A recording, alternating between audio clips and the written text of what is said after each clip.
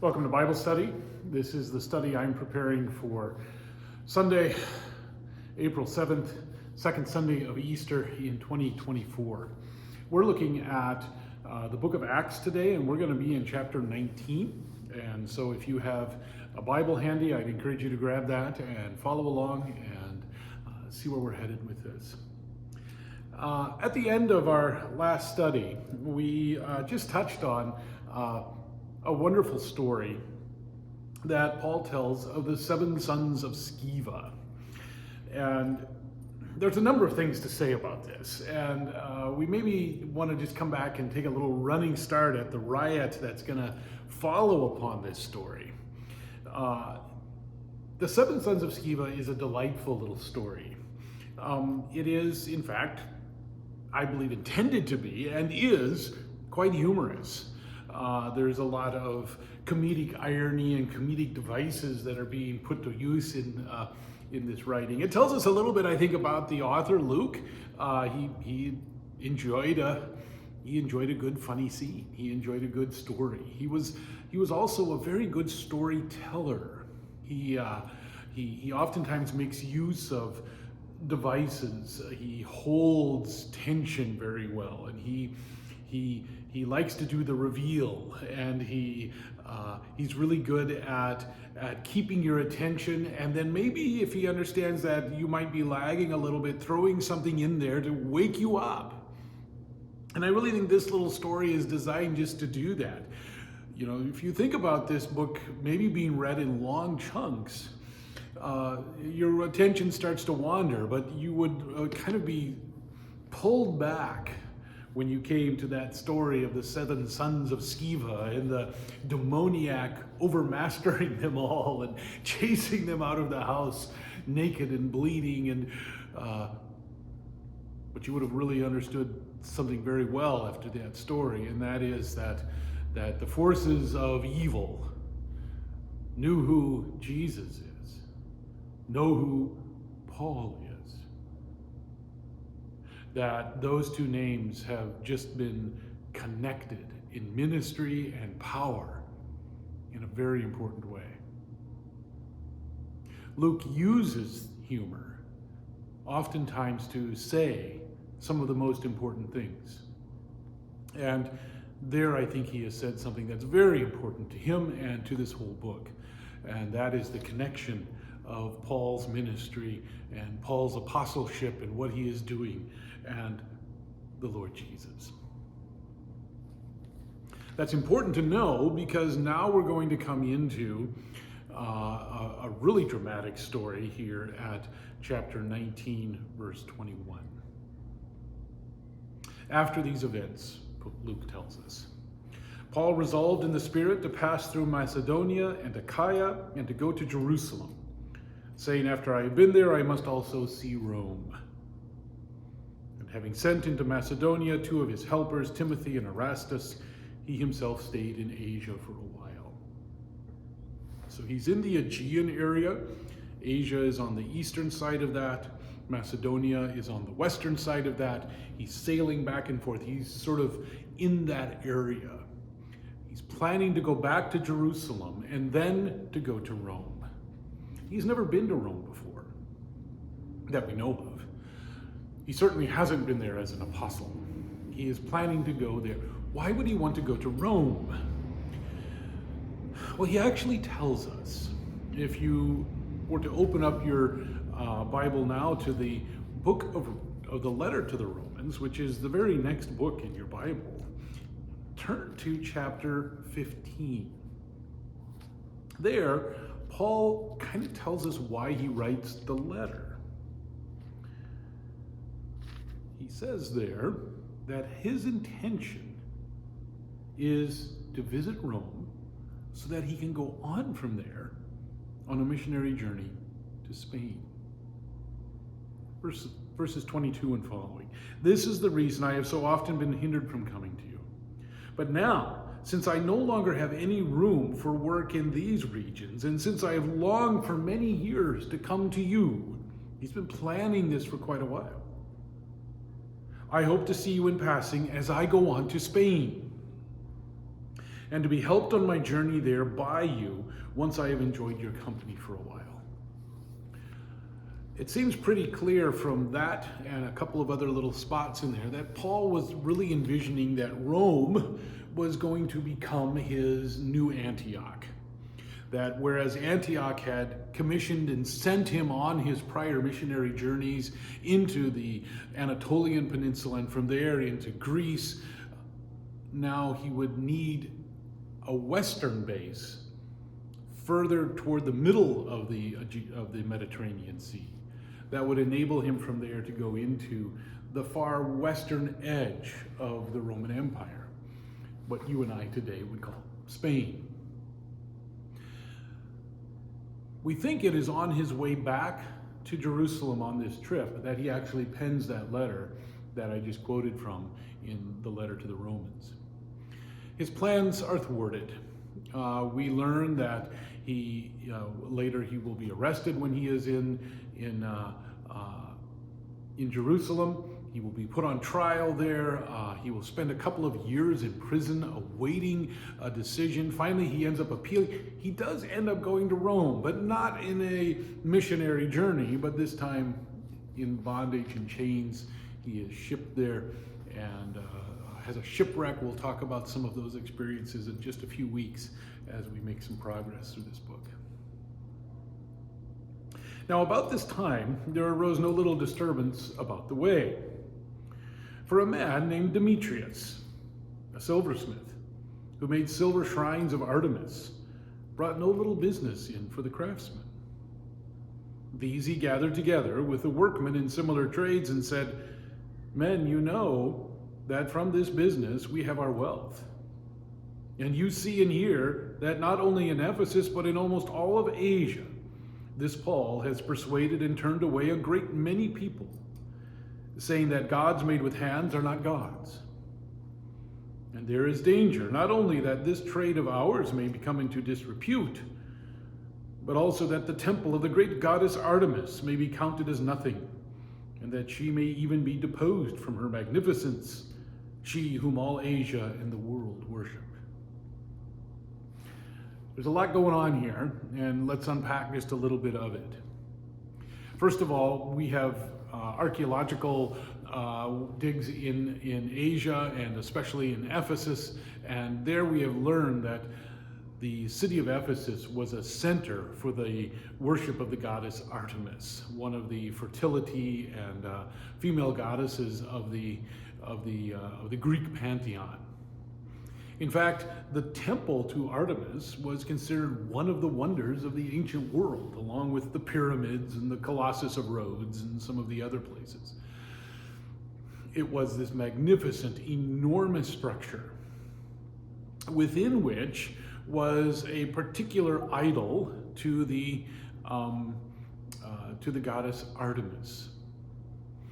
A lot of people have surmised that it may have actually been a meteorite, because they speak of it oftentimes as given to us from the gods, and that it may have been something that fell from the sky. Artemis was, as we noted, a fertility goddess. Paul and his Jewish forebears had encountered these fertility goddesses in their long and tortured history in Israel of Baal, and Baal's consort was Asherah. And it's quite likely that Artemis was maybe the Greek name applied to an Asherah kind of goddess who was there in Ephesus. And it was really a hypersexualized cult. The temple of Artemis was headed up by a priestess, a female priest, who was served supposedly by 1,000 eunuchs. And there's just a whole bunch of sexuality and power mixed up in all of that. And so when Paul calls people to purity and to leading life a different way, he may well have, from his 3 years living in Ephesus, a particular leaving a certain kind of life in mind when he talks about it, and we think it probably has something to do with that experience there. As always, these temples were places of pilgrimage, of people coming and making offerings, and there was an entire industry that grew up around it. We think the same thing happened in Jerusalem. That, in fact, one of the reasons that the Pharisees and Sadducees had no problem filling a square in front of Pilate's house or Pilate's palace on Good Friday morning, very early at 6 o'clock in the morning, with thousands, or who knows, hundreds at least, of screaming, angry people ready to crucify Jesus, was because earlier in the week he had attacked that very system by driving them out with a whip and casting the money changers and those who were selling pigeons and animals in the temple. He drove them all out. That was actually attacking a vital source of income for a lot of people who lived in Jerusalem at the time.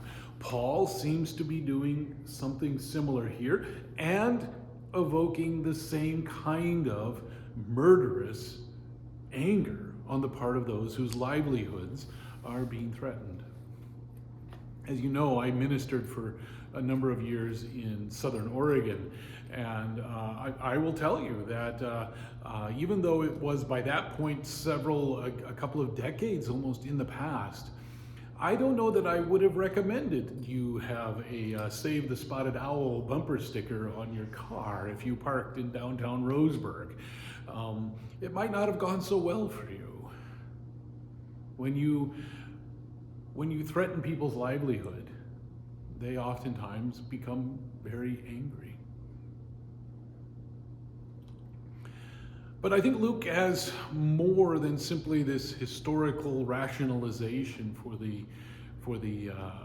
this riot that's about to ensue in mind, because he tells us something very important, and that is in the speech of Demetrius. He says, we've made all this money, all these things, but look, Paul is turning away a huge number of people from worshiping at shrines like we have here in Ephesus, at the shrine of Artemis. I think what Luke really wants to say is that part of the reason that Paul is encountering the opposition that he's encountering is he's being successful. But it's very interesting to me that he puts that into the mouth of Paul's enemy, that Demetrius is the one who acknowledges that Paul has in fact been very successful at this. It's kind of one of those things that the person who may have the most credibility in terms of a compliment offered would be the person who doesn't like you, would be your enemy. It's kind of for the same reason you would never, take seriously a letter of recommendation that was written for an employee applying somewhere. If the man had turned to his mother to have him write it, of course, what is she going to say? But if you ask a peer, if you ask a colleague, if you ask a competitor what they think of that person, that's going to be perhaps a stronger kind of reference. And here Luke is giving us the strongest kind of reference for the success and the ministry of Paul. Even his enemies are acknowledging he's good at this, he has succeeded at this, and many people are turning away from the worship of these mute, dumb idols and turning instead to the worship of the true God. When all these people heard this, they were enraged, and they were crying out, "Great is Artemis of the Ephesians!" And so the city was filled with confusion, and they rushed together into the theater, dragging with them Gaius and Aristarchus, Macedonians who were Paul's companions in travel. But when Paul wished to go in among the crowd, the disciples would not let him. They said that, "Paul, this is just too dangerous. Don't go in there." Again, we've talked about this before. What we're witnessing here in terms of one of these riots is the great fear of Roman authority. They don't really have effective police forces. They don't really have crowd control. They don't have a mounted police force. They don't have They don't have, the ability to bring in a special force or a riot force that's going to deal with this. They may have some Roman soldiers, but they may not have any of those. There may simply be a small guard contingent at the temple or something like that. Even some of the Asiarchs who were friends of his sent to him and were urging him not to venture into the theater. The Asiarchs, that's the people in charge of Asia. Paul's got friends in high places. Now, some cried out one thing and some another, for the assembly was actually in confusion. The fact of it is that once you light this little flame, it tends to ignite other parts of the community. And there were people in there screaming and yelling about all sorts of things, and some of it had nothing to do with Paul. Most of them did not know why they had come together, but they were there for the riot. Some of the crowd prompted Alexander, whom the Jews put forward. And Alexander, motioning with his hand, wanted to make a defense to the crowd. But when they recognized that he was a Jew, for about 2 hours, all they did was cry out with one voice, "Great is Artemis of the Ephesians." Luke wants you to see this is beyond reason. This is not a sensible gathering. This is not a crowd of people who are here to inquire or get answers to a problem. These are people here for a riot. And so for 2 hours, they're just crying out, "Great is Artemis of the Ephesians." Finally, it will be the Roman government who intervenes with reason and threat. The town clerk. This would be an officer of the city. Not really the mayor, but maybe somebody more like a record keeper. Quieted down the crowd, and he said, "Men of Ephesus, who is there that doesn't know that that the city of the Ephesians is the temple keeper of the great Artemis?" Guys, we're all on the same page here. Nobody is disagreeing with you. "And of the sacred stone that fell from the sky." There's that idol. "Seeing then that these things cannot be denied, you ought to be quiet and do nothing right now." Don't do anything rash. If you do, you may lose that temple. You may lose that idol that fell from the sky. "You have brought these men here who are neither sacrilegious nor blasphemous of our goddess. They haven't said anything against the goddess. If therefore Demetrius and the craftsmen with him have a complaint against anyone, the courts are open. And there are proconsuls. There's judges here. Go through the channels. Don't do this as a riot. But if you seek anything further, it shall be settled in the regular assembly. Go to the Congress. Go to the votes. Go to the opportunities you have to make changes. We are really in danger here of being charged with rioting, since there is no cause that we can give to justify the commotion." When he had said these things, he dismissed the assembly. He calmed it down. What would have been the charge of riot? Well, that would have involved bringing in the governor and people, and he would have brought in soldiers. And the Romans did deal with this, but it was always brutal and violent, and oftentimes ended up stripping powers away from a city, saying, "You couldn't handle it. We gave you power. You couldn't handle it. We're going to take that back." And the town clerk says, "You don't want to do this. You don't want the answer that's going to come." In fact, if you think about it, that's really what the Jewish leadership was trying to avoid with Jesus' death. Remember, they said, "The Romans will come and take away our city and our position."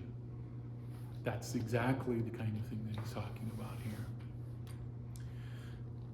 What does Luke want us to see about the Apostle Paul and his ministry here?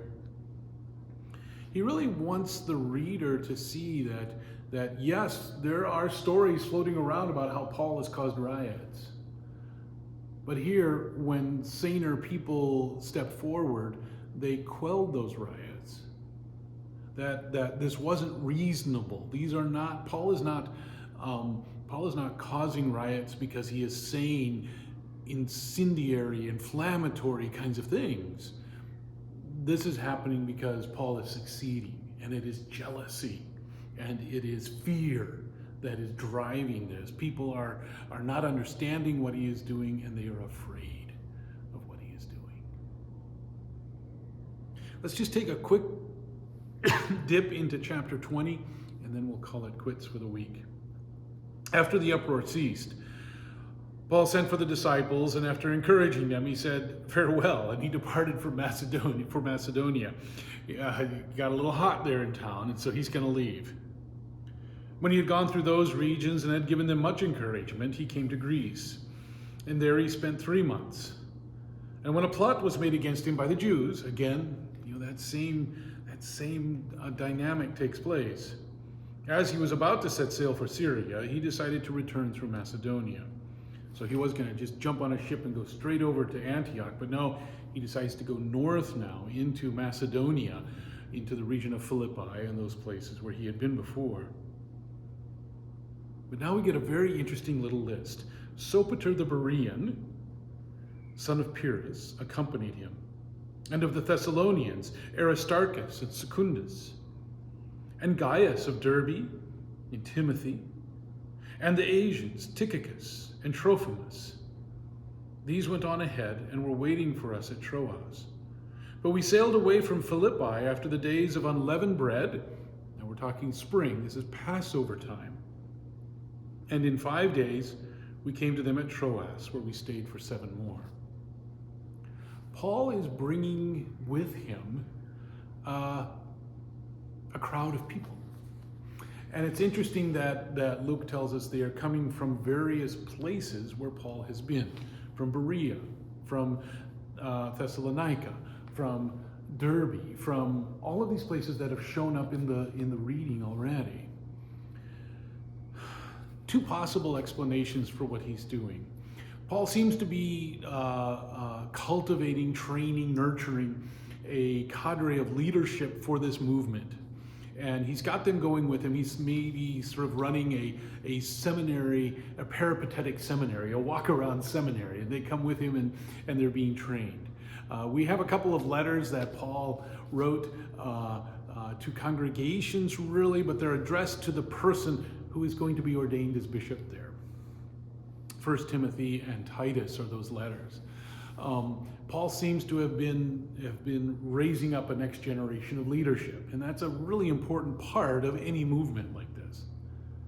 But the other thing that may be going on, and this isn't so much here, it's going to come up in a chapter or 2 as we talk about this, is that Paul is also in the course of this 3rd missionary journey collecting a great offering that he's planning to bring back to Jerusalem for the relief of the famine sufferers who were there. And that would bring a couple of other things to mind, wouldn't it? I mean, first of all, you must remember there's no checks in the ancient world. There's no paper money in the ancient world. If he's bringing a sizable chunk of money with him, it's in coin. And the only way to transport that, it's heavy. You may need some strapping young men from these towns to carry the loot. But it also probably is the case that Paul is simply using best practices here. He wants these men to be able to go back to their hometown and say, I went with that money. I know the money got where we said it was supposed to go. It was supposed to go to the poor people in Jerusalem. I know it went there.